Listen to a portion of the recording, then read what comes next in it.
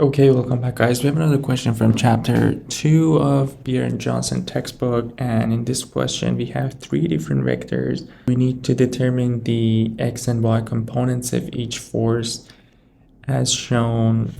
Before we start, please make sure to subscribe to the channel, share this content with your friend that might find this helpful, and let's get started. So we're going to start with the 8 Newton force. And as we can see in this force, so we have x and y in the question. And we have this as for the x component, and we have the vertical force for the y component, and we have this right triangle over here. And if we want to find the x component, let's call it fx. So we'll have fx here and fy in here. For finding the fx, we simply have 80 Newton times cosine of the angle that we have, which is 40 degrees.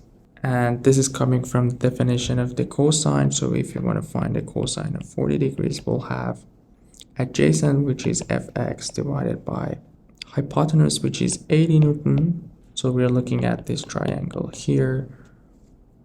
And from here, we'll have 1, these two multiplying to each other equals 2. So fx times 1 equals to 40 times cosine of 40 degrees, which is what we have found in here. And if we want to find the y component, we simply we use the same principle. This time we had 80 times sine of 40 degrees.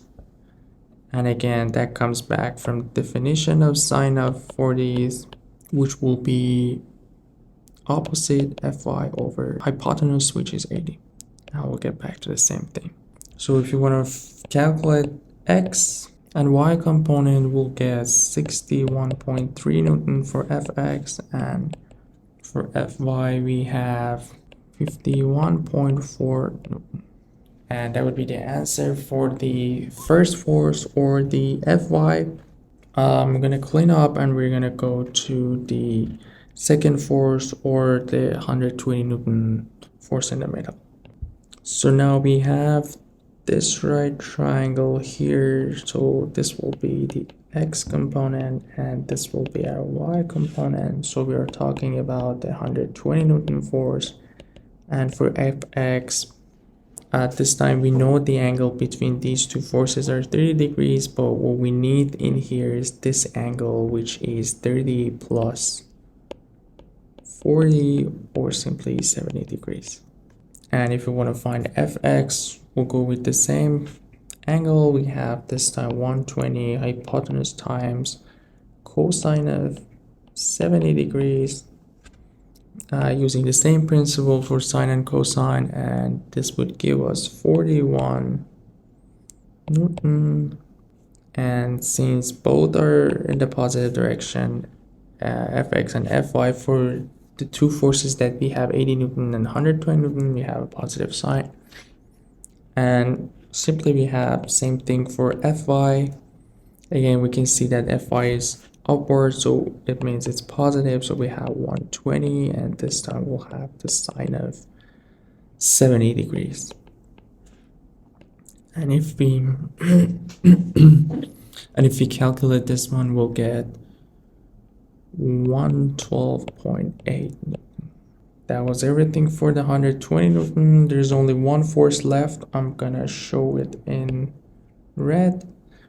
And that would be the 150 Newton force, and this time we have this right triangle here, and this will be our fx, which we can see it's in the negative direction of x, so we're expecting something negative for fx, and fy is upward, so something positive for fy. So we'll have the 150 Newton force this time. And if we want to find fx, we already have the angle with x-axis, 35 degrees. And as I mentioned, we need a negative sign in here. So 150, which is the hypotenuse, times cosine of 35 degrees. And this would give us minus 122.9 Newton. And if we want to find Fy, again, we can see that the force is upward and it's positive, and for the y component, we have sine of 35 degrees, and this will give us 86 Newton.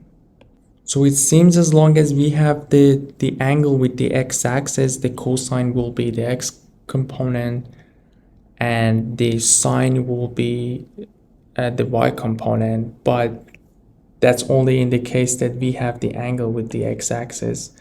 If you want to go with the angle with y-axis, everything will switch. So we have sine for x component and cosine for y component. And let's just take an example in here. So we're here, if you want to, like, let's take the 115 Newton force. If you want to go with the y-axis, the angle that we have in here is 90 minus 35 or 55 degrees. And this time this will be our x and this will be our y. So here we will have either cosine of 55 for Fy, or we can go with this angle, sine of 35. So we'll see if we switch to the angle with the y-axis, the sine will be cosine, and obviously the angle is different because the angle would be 90 minus the angle with the x-axis. So we need to be mindful of this one, but as long as we have the angle with x-axis, cosine will be the x component and sine will be the y component. That would be all for this question, and please let me know if you have any specific question from the 3 textbooks that we're covering in this channel, and make sure to subscribe to the channel. You guys take care. I'll see you next one.